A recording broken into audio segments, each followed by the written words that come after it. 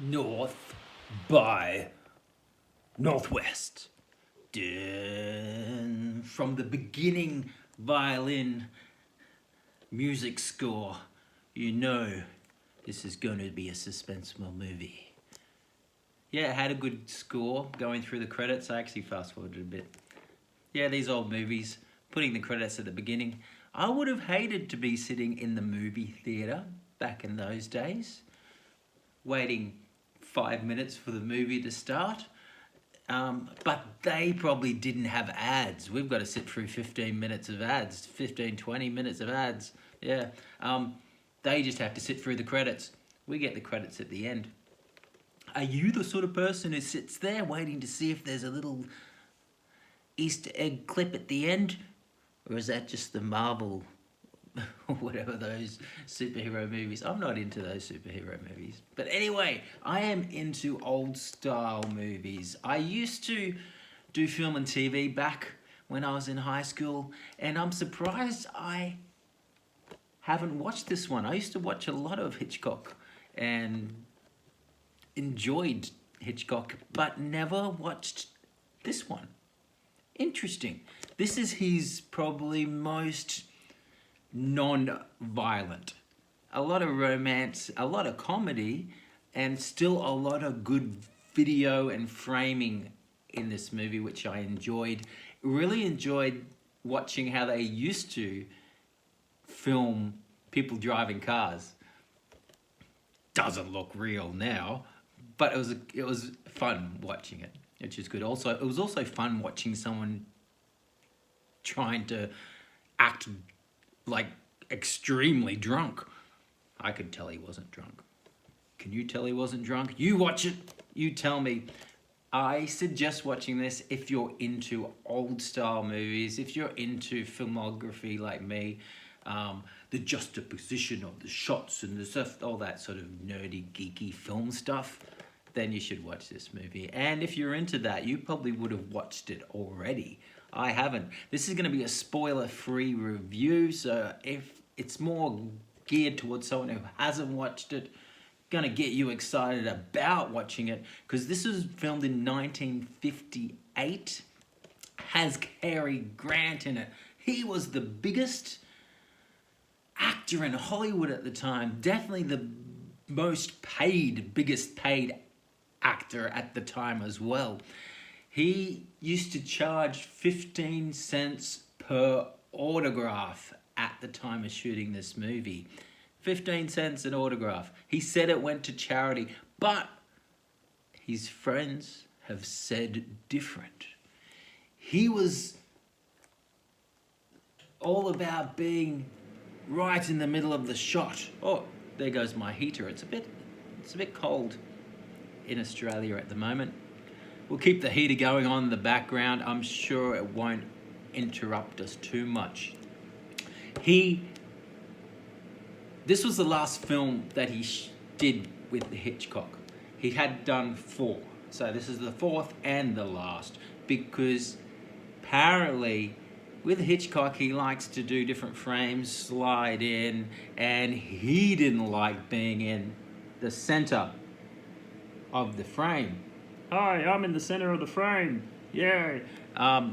So they got along apparently, but he likes being right in the middle. This movie is about a Manhattan ad executive guy who's in the wrong place at the wrong time. Some villains think that he's someone else and abduct him and take him and steal him, going to kill him, and he manages to escape.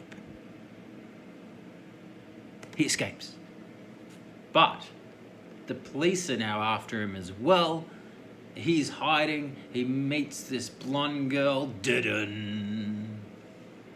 They have this promiscuous encounter, which is really interesting. 1958. A lot of sexual innuendo, comedy going on. I'm surprised how free love this movie's all about in 1958, which is cool. Really enjoyed it. There's a really famous blooper in this movie as well. So there's a scene where there's this really loud noise, but this little kid in the background braces for the loud noise too soon before it happens. So towards the end of the movie, really loud noise. Not going to say what it is, not spoiling anything, but rewind it. You'll see what I'm talking about. Little kid. Yeah, and then, whoa! You know what I mean. Anyway, Hitchcock has a famous, well, who knows? You'll know it now, so you or me will know it, so then that will make the quote famous. He says, film your murders like love scenes, and film your love scenes like murders. Alfred Hitchcock. And this movie, you will see that. And I found it quite interesting knowing that quote and watching this movie. So think of that. Watch this movie. Think of that. It was awarded for a lot of Academy Awards, but didn't get any. The reason being, it was up against Ben-Hur. Big movie Ben-Hur. Took most of the Academy Awards, and this one was just nominated. Didn't get any, but still known as one of the best movies. I don't think it's ranked as Hitchcock's best movie. I think that's Vertigo. Which one is it? You tell me. Which is Hitchcock's most famous movie, or seen as his best movie? I'm doing Vertigo next. That's another one. I think I've watched it. I'm not sure. But I'm going to watch it again, or watch it for the first time. I used to watch Hitchcock movies back, like I said, back in late 90s. So I can't remember which ones I've seen. So I watched Rear Window only 2 years ago. Really enjoyed that. Some great shots and really good suspense. Also liked a lot of the comments on relationships in that movie as well. Hitchcock was way before his time. I didn't pick up on the relationship banter and the jeers he was having at relationships back when I was younger, but I'm picking them up now. I'm a cranky old man, and I sort of laugh at those sort of jokes now, whereas before I was like, yay, relationships are lovely. So there's Rear Window, a lot of that as well. So I suggest watching this. The mother in this movie is actually only 1 year older. So Cary Grant's mother, so the lady who plays the mother of this dude, is only 1 year older than him when they filmed it. I thought that was interesting. So thought I'd tell you as well. That's about it. It's about a guy in a wrong place, wrong time, but in a very right blue suit.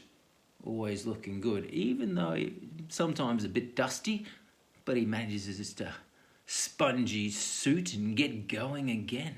Anyway, that's enough of me rambling on. I'll be watching Vertigo next, and I might do one of these for that as well. If you want me to ramble on about movies I watch, give me a thumbs up, comment below, do something, subscribe, you know, whatever. Him, Cary Grant, center of the shot, not me. Anyway, bye.